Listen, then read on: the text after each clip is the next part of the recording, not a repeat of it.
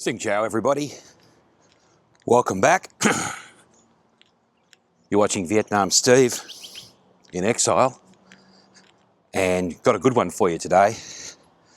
I'm coming to you from Perth, Australia, and I thought today I'd tell you a little bit about what's Perth all about. So I grew up here in my childhood, from about age 5 or 6. So I was born in a place north of Perth. Parents moved to Perth when I was 5 or 6, and ended up going to school here in Perth right the way through till I was 18 or 19, and had my first job here in Perth. So my first job was working in a prison, and that prison was quite notorious because it was from the original convict days, and didn't have any sanitation. So in the morning the prisoners would come out with a bucket from their cell and tip it down an open well in the yard, and on very hot days you got a delicious smell coming up from the ground. I'd often have a prisoner standing out there just holding a hose, running a hose down the well to keep the deliciousness going rather than coming back up in the heat of the day. So first job working in a prison. Now I know a lot of you say that sort of explains things, Vietnam Steve, and I think you might be right. So my memories of Perth and what it's all about were long hot summers, 40 degrees, and heading to the beach, going with the family on holidays to the beach. I was relaying a story last week to somebody about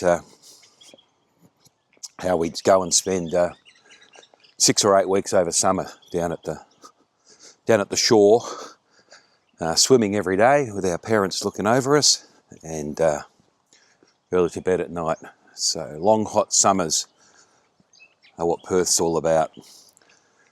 The second thing that what Perth's all about is it's about 3,000 kilometres to the left of Sydney, so it's a long way. When I came over here a couple of weeks back, it was 6 hours to get here. So that's a long haul on a plane, and in fact, my sister told me it's only about 4 hours to Singapore from here, I think. So Perth is remote, probably one of the remotest capital cities in the world, and so we always felt that remoteness when we were growing up. We didn't want for anything, and I think being remote sort of is a good thing. The more remote I can get now, the better.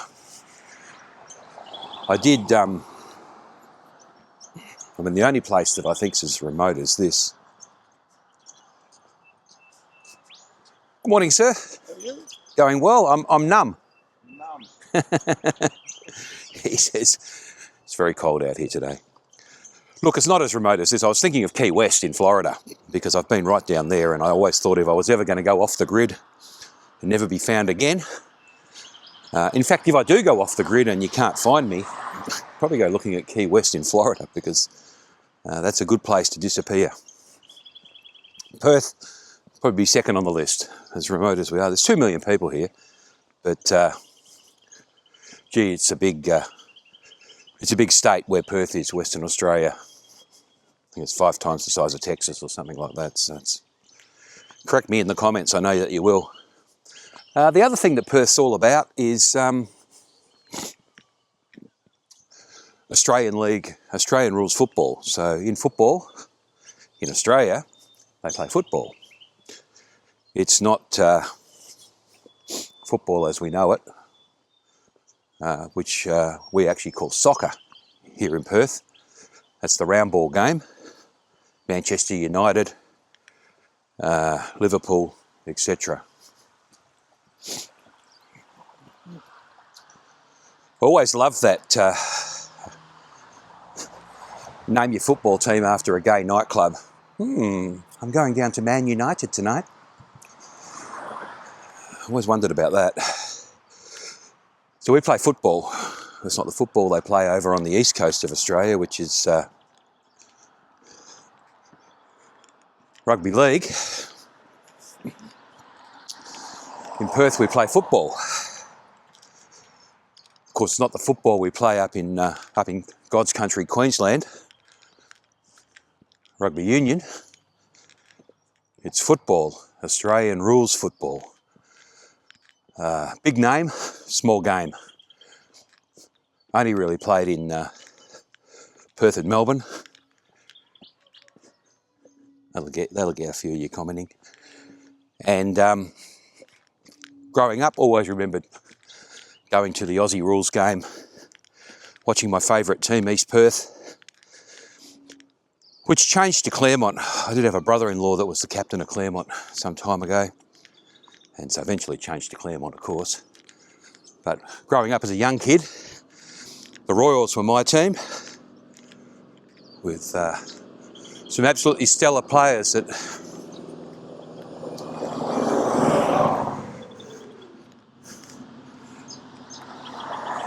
I think they got him, one of them got imprisoned down the track, so I won't mention his name. But really good players, really good game. So that's another thing that's important to me in memories of Perth and what Perth's all about. I guess if you're watching this from somewhere in the world, sorry for the huffing and puffing, we're going uphill now. You probably want to know, should you come to Perth? And I'd give it a yes, because I think it's one of those things that you want to tick off. And if you're coming from the left-hand side of Australia, that's Europe, the subcontinent, etc. It's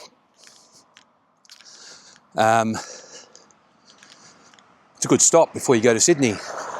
Still 5 hours from Sydney, but good to have a look around. It's a mining town. The north of Western Australia is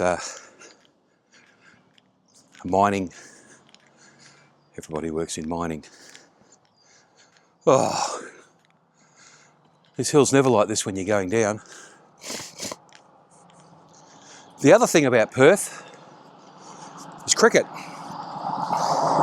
Some of the world's legendary cricket players come from Perth. Dennis Lee, Rod Marsh, and they were my childhood idols.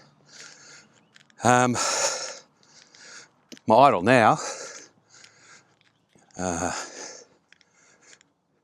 my late 40s, is my nephew. My nephew's playing cricket for some of the West Australian teams. Of course, now they have teams made for TV rather than teams made for purist cricket. And in fact, he was just in a competition last month. Took a hat-trick against Pakistan. So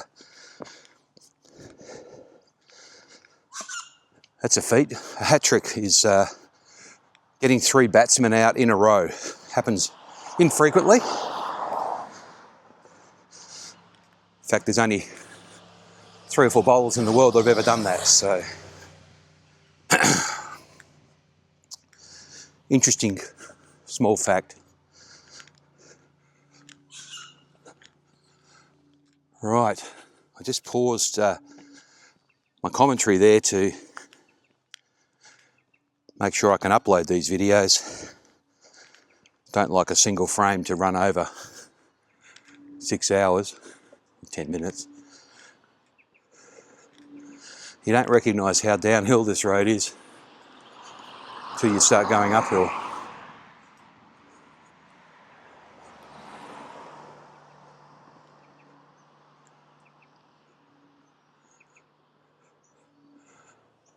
All right, final 2 things Perth's all about.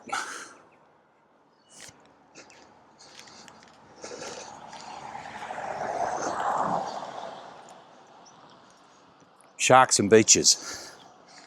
So Perth has some of the best beaches in the world, surf beaches, wild west coast, and a lot of sharks. And when I lived here, I was always out fishing with the father-in-law, and we always saw a shark. Crayfish, lobster, absolutely delicious. So Perth's about football, cricket, long hot summers, surfing and fishing, and being as far away from Sydney as you can get. If you've been to Perth, I'd love to hear about it. I've been doing a few touristy things with the Vietnamese wife and the Vietnamese daughters, just giving them a flavour of Perth over the last couple of weeks. And holy hell, broken glass there in the grass. Been reliving all this myself.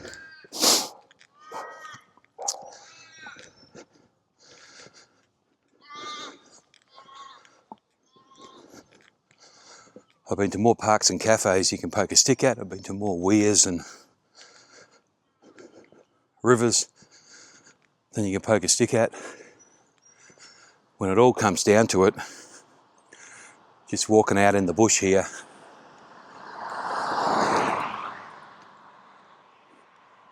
it's my idea of fun.